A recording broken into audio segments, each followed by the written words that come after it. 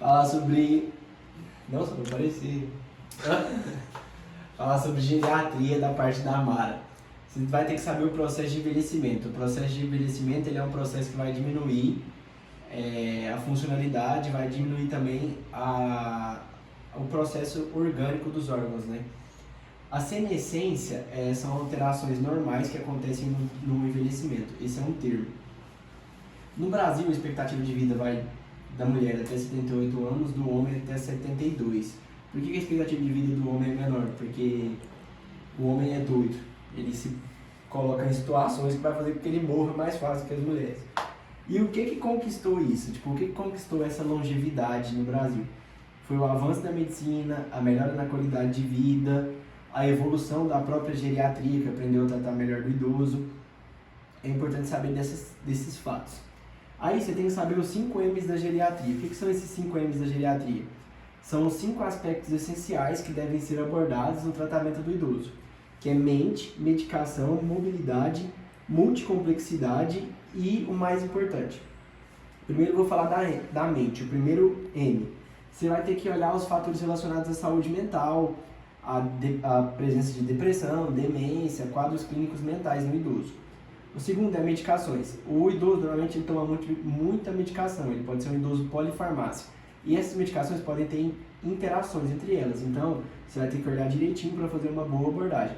Além do que, você vai ter que estar sempre regulando a dosagem, porque o idoso vai perdendo a função hepática e ali tem efeito de passagem, né? Terceiro é a mobilidade. O idoso ele vai perdendo o equilíbrio, ele vai tendo dificuldades na locomoção.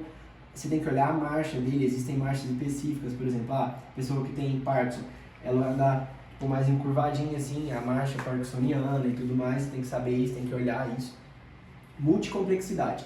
Normalmente o idoso pode ter várias doenças, como eu falei, e aí você vai ter que tratar delas ao mesmo tempo, por exemplo, hipertensão, diabetes, artrose, idoso pode ter um monte de problemas, você tem que tratar disso de uma forma ampla, segundo uma abordagem multidisciplinar, fazendo um projeto terapêutico singular, que também é matéria de SFC que eu falei no outro vídeo.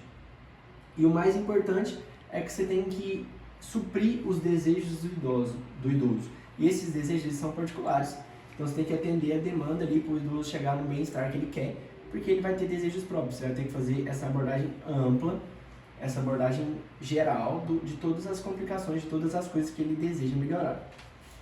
Os 7 gigantes da geriatria. A geriatria é a parte da medicina que trata dos idosos. Qualquer avanço, qualquer agravo na saúde do idoso, ele pode se manifestar de acordo com esses 7 gigantes da geriatria, que é as 7 síndromes possíveis. A saúde do idoso é determinada por 4 fatores: cognição, humor, mobilidade e comunicação. A cognição é a capacidade do idoso de desenvolver os problemas dele, de poder racionalizar. O humor é o que dá motivação, então ele tem que estar bem humorado para poder, porque a emoção é desencadeadora da ação. A mobilidade é a capacidade de deslocar, por quê? Porque a funcionalidade é essencial. Se o idoso perde a funcionalidade, ele vai começar a ficar triste, depressivo e tudo mais, porque ele precisa se movimentar, precisa ter a vida que ele tinha antes. E a comunicação, que é a capacidade de estabelecer relação com outras pessoas.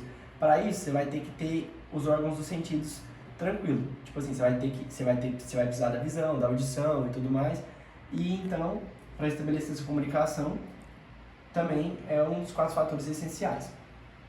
Aqui são os 7 gigantes da geriatria, que são as síndromes que eu falei, que vão poder se manifestar no idoso devido aos agravos de saúde.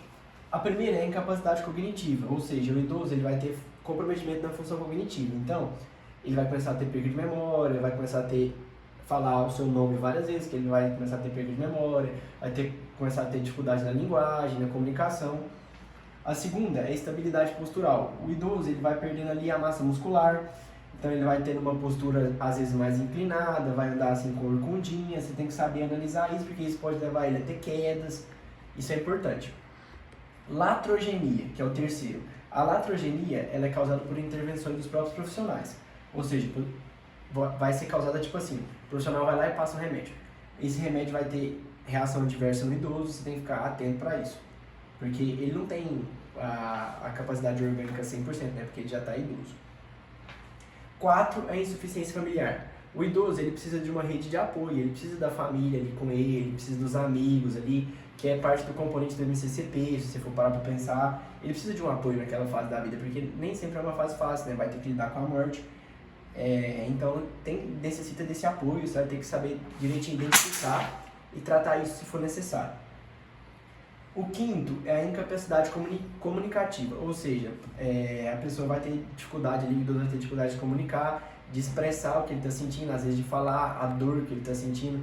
Ele pode, tipo assim, às vezes perder a fonação, vai, tipo assim, não consegue se comunicar mais, então você vai ter que saber adivinhar o que é que está necessário para ele, mesmo ele não te falando. É a mesma coisa da pediatria, o bebê não vai chegar e vai te falar, eu tô com dor de cabeça. Não, você vai ter que identificar os sinais e laudar essa dor de cabeça. O sexto é a incontinência esfinctária. O que é isso? Tipo assim, normalmente o idoso tem incontinência urinária e incontinência fecal. Aí ele vai começar a defecar na cama, vai ter que usar fralda e tudo mais. A incontinência urinária vai acabar tendo um escape de xixi. Isso é involuntário para o idoso. São processos de senescência. E isso vai gerar constrangimento nele. Então você vai ter que saber tratar isso, fazer uma abordagem psicológica, sanar aquele problema dele. E o sétimo é a imobilidade. Como eu falei, a funcionalidade ela tem um papel muito importante na qualidade de vida do idoso. Se ele se torna imóvel, se ele está sempre acamado, pode desenvolver feridas ali embaixo dele, para ele ficar sempre na mesma posição. Você vai ter que saber analisar, você vai ter que saber contribuir para a melhora desse quadro, que está relacionado aos 7 gigantes da geriatria, que são causados pelo agravo na saúde do idoso. E isso vai cair na prova. Uma coisa que eu tinha esquecido de falar, que eu vou falar aqui rapidinho, é sobre a Política Nacional de Saúde da Pessoa Idosa, que é PNSPI. Ela foi feita em 2017. Essa Política Nacional de Saúde da Pessoa Idosa, ela foi feita para atender as necessidades específicas dos idosos dentro da saúde brasileira, porque os idosos estavam se sentindo muito inviabilizados, muito invisíveis dentro da sociedade. Então, essa Política Nacional de Saúde do Idoso foi feita para corrigir esses problemas. Então, por que isso acontece? Porque tem muito profissional despreparado, que não sabe lidar com 7 anos de geriatria, não sabe identificar as queixas do idoso, às vezes por insuficiência na própria estrutura do SUS, insuficiência no atendimento, às vezes por desigualdade social. Por exemplo, se você for pagar uma Unimed para um idoso, vai ficar 8 mil, 10 mil reais. Então, assim, não é todo mundo que tem condição para isso, vai necessitar do SUS. E o idoso também precisa dessa abordagem multidisciplinar, porque vai ter várias queixas psicológicas, fisioterapêuticas, médicas. Então você tem que fazer uma abordagem multidisciplinar. Então essa Política Nacional de Saúde voltada para o idoso, ela foi desenvolvida para isso, para sanar essas invisibilidades que os idosos estavam tendo dentro da saúde brasileira. Não mais é só, aqui acaba o conteúdo do CPHS.